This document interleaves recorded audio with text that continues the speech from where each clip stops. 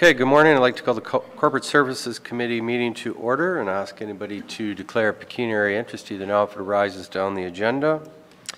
First up, action items. A, Integrated Energy Performance Project, Ecosystem Energy Savings Experts attached. Betty Ann. Thank you, Warden Mitch. First of all, before we begin, I'd just like to acknowledge Kathy McGurr has joined us this morning as well, and thank her for that, and our purchasing staff who have been very supportive in moving this project forward as well. So at our meeting on June 9th, there was a discussion regarding this proposal, and appreciated committee's feedback on that as well, and took it back and hopefully to provide you with more supplementary information that would help you make your decision today. And if I could just take a few moments to review those and then certainly answer any questions that you may have, and certainly the staff that have joined me as well. So there were a few key areas that I zeroed in on because of what I thought I had heard from committee and the questions that you had, and particularly was the incentives and the recent announcement of the climate framework. So we reached out to Ecosystems and then also to some other parties, and we've included in this some feedback from the President and CEO of the Canadian Energy Efficiency Alliance, Elizabeth McDonald, and we had her permission to be able to publicize this in the report, and she is a very well-respected individual with respect to these, and so you can see from her report that she has suggested that it is right now just an announcement, and it could take several years for anything to really be in play. Certainly the county can elect to delay implementing the project if we chose, and wait to see if there were different or better incentives, but there's nothing that would guarantee that they may be better. In fact, they may not. They may take us time to do that. And right now there is a number of capital equipment replacements, regardless of the energy savings that would be required in the immediate future, and there's no guarantee that the current incentives would be available if the project is delayed. And we know that delaying the project based on the estimates that we have for this program is $273,000 in annual savings.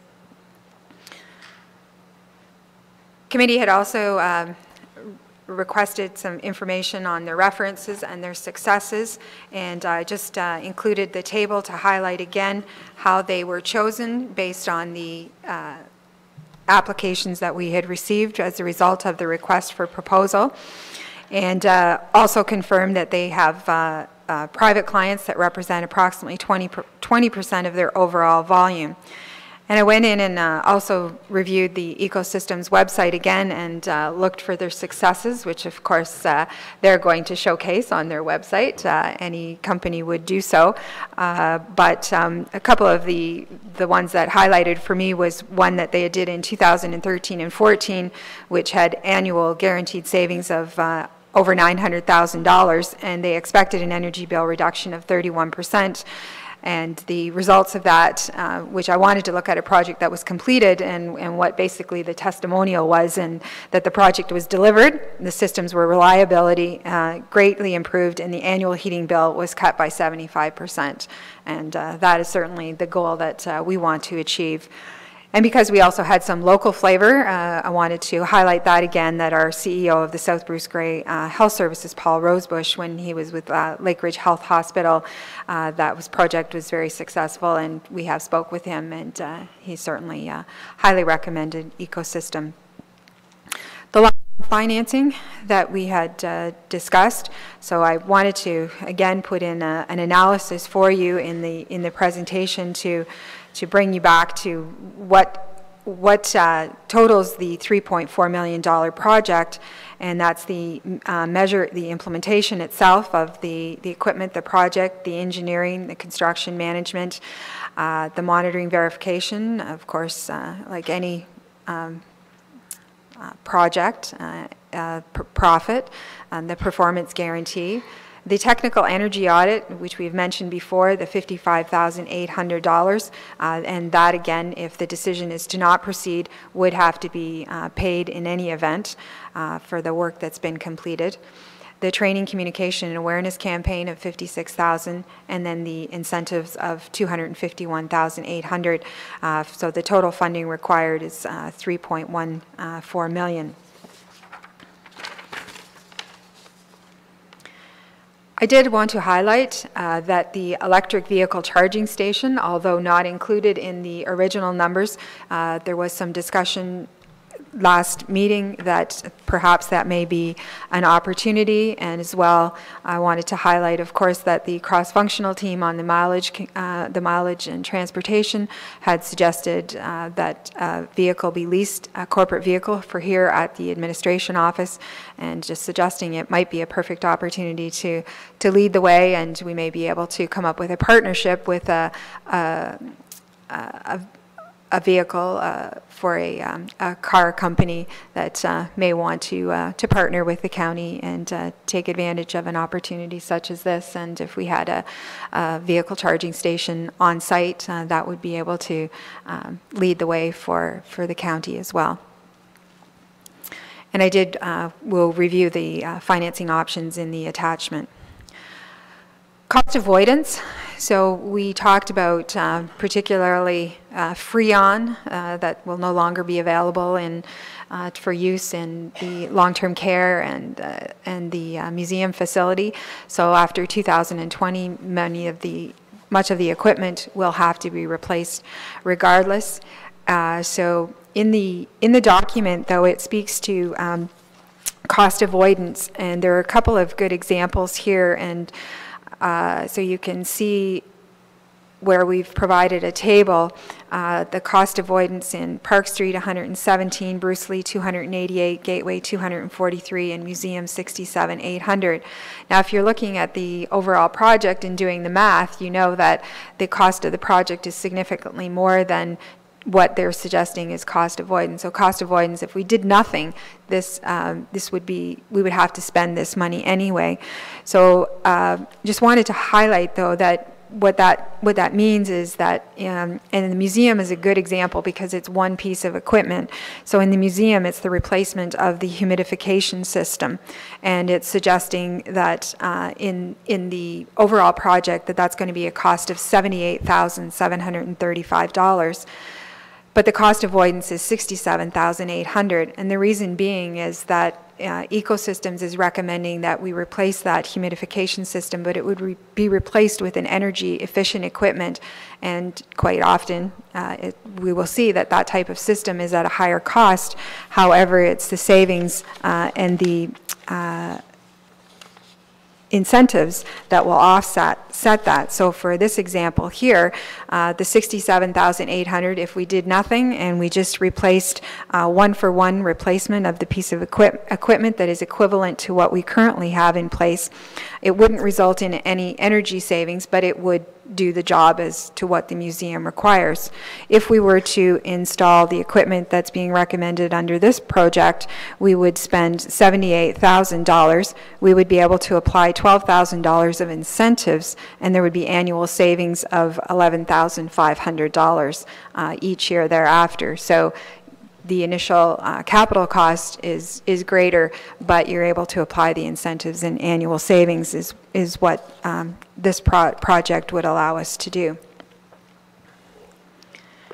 And that's similar with the other facilities, but as I said, just looking at one-on-one, we can see in the administration building here, we would have the replacement of 13 heat pumps and a boiler. In Bruce Lee Haven, the $288,000 is the domestic water booster pump set, a boiler, a chiller, and the automated system for control. And the same with Gateway Haven. They have $243,000, the boiler, the chiller, and the automatic system. So in summary, just highlighted some of the items that we had highlighted in the previous report.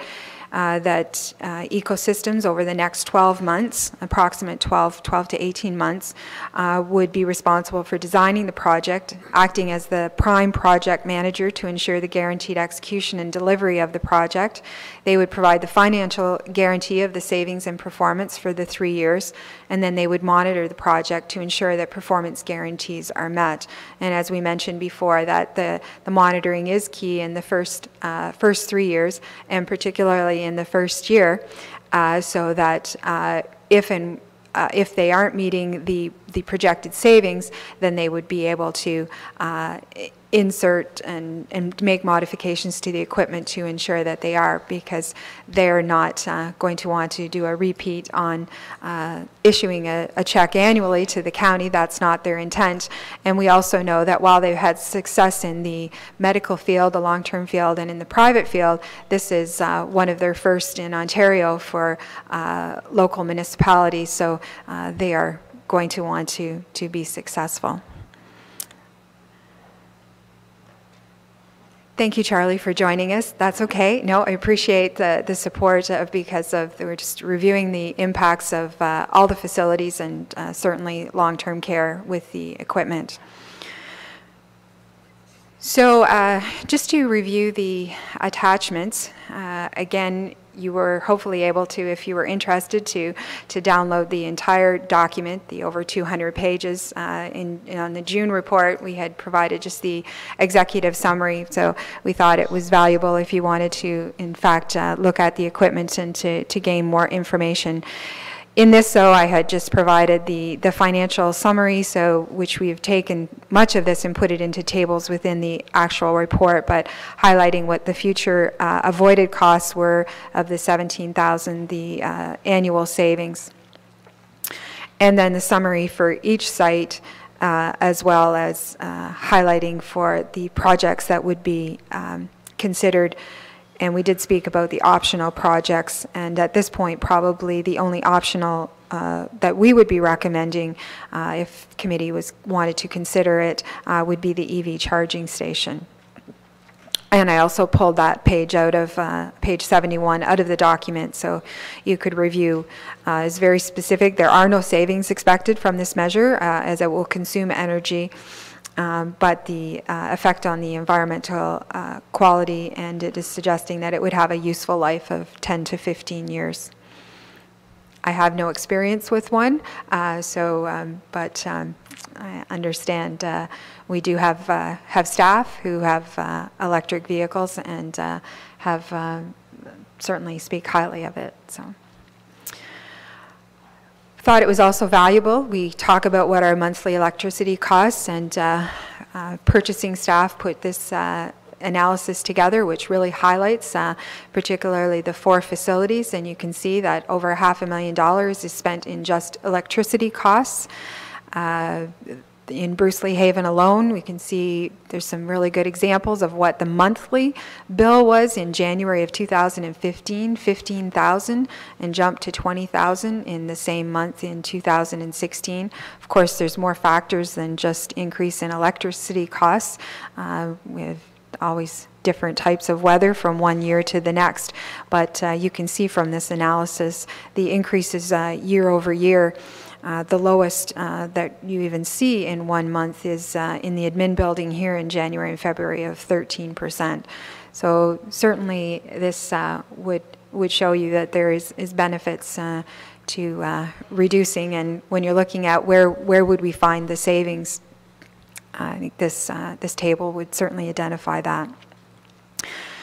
That was good feedback from committee as well regarding long-term financing options. So if the total funding that would be required would be the $3.1 million, which if we were able to secure the current Infrastructure Ontario rate at 2.3 would have an annual repayment of $356,000. So I took the feedback that it seemed that committee was wanted to entertain a shorter period of time, take advantage of the reducing the interest that would be paid, which this would do. I think it's over $300,000 that we would reduce it, over reducing it from a 15-year period to a 10-year period, so that would be less funds that would be required, and then the annual estimated energy savings.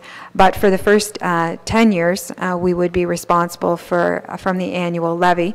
Of course, it's the first year that is always the toughest to build it into the budget, and but then that would mean that in year 11, you would no longer have that annual repayment of $356,000, so that would be a immediate savings of the 356 less the 83,000 that was from the already in the levy, and then you would start reaping the 100% rewards of the estimated estimated energy savings of the 273,000. So seeing the difference in year 11 versus year 16. Also wanted to provide you with just an analysis that should we not proceed with the project, and that as we move into budget deliberations and on the capital side, if we were to look at what we have in reserves, equipment replacement for Park Street long-term care and museum. As you can see, the equipment replacement is not substantial in any of them, but particularly not in long-term care and museum. And in long-term care, that equipment replacement also includes appliances that we would be considered in dietary and laundry as well. And under facility, again in long-term care, this is where we have added annually, I believe it's 0.5% of the revenue. Is that Charlie? With what it's 0.5% of the revenue annually for capital purposes. So this would be trying to build us to a point where if we were to having to replace long-term care, but we know that it's been used annually for other such things. And we also know, we look at Park Street administration, the 253,000, that is moving us, also includes moving us to a replacement of a roof in, I believe it's 2022, at almost $500,000 is estimated at this point. So we've been putting in funds to get us to that point, but certainly in museum, I know Kathy has the capital side has always been difficult to continue to put funds aside, and now as we are reaching over 10 years and over 13 years in long-term care, capital replacement of equipment and infrastructure certainly is going to put more of a strain on our budgets. So going back to the ecosystem report, and I appreciated after our last committee meeting, our purchasing manager had reminded us all, those of us in all of the facilities who had supported this project, that if we do nothing, and I don't want to take credit for this because Gary put this together and appreciated that he just did a snapshot for Charlie and Kathy and I and the managers to remind us that if we did nothing, and I thought it was an important message to bring forward, that we wouldn't reduce our energy costs in the upcoming year or beyond, and take advantage of 273,000 annual savings. We would need to find at a minimum 717,000 for the capital equipment alone, and we would need to find money to hire engineering firms and project managers to design and install the new equipment, and the staff to be able to support that. We would have no guaranteed savings if we were to proceed on our own.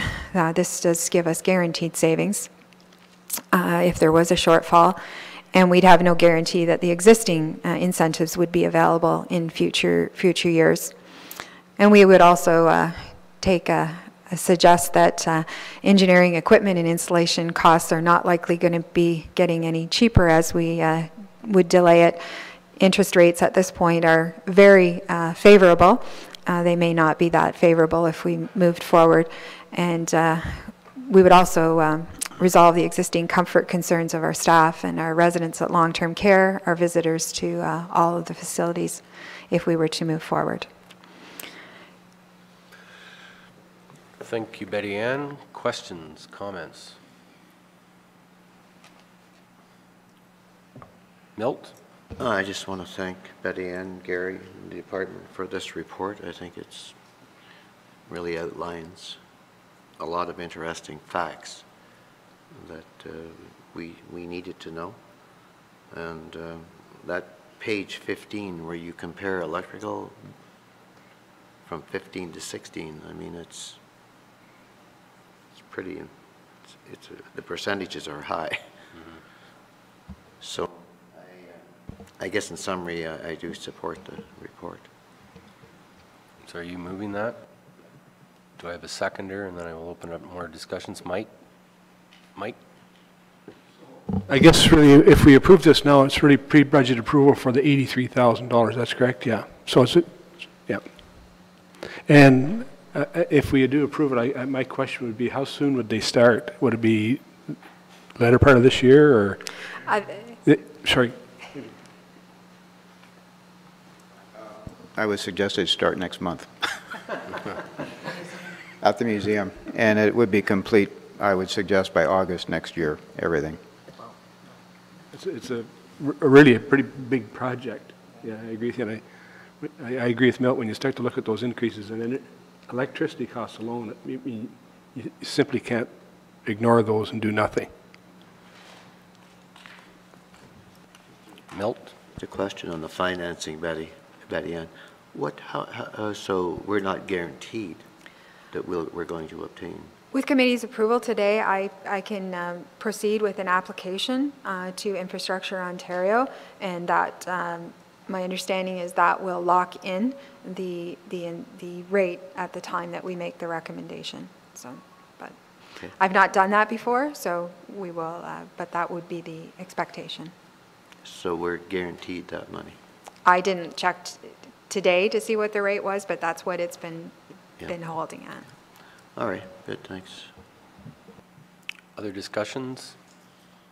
I guess mine would be, do we want to include the electric charging station at this time as well? I'm hearing yes. So if there's no other discussions, I would like to recognize everyone that put time into this initiative, and I think at the end of the day, at the end of 10 years, we will see substantial savings, and there's works that had to be done anyways, and I just think this is a very good path forward, and I just appreciate everyone's time on this, so thank you very much. Okay, all those in favor? Opposed, if any? That is carried. Thank you. Thank you. Next meeting, July 7th, 2016, in beautiful here in Kinloss. Here in Kinloss. Motion to adjourn. Robert and David, all those in favor? Opposed, if any? That's carried.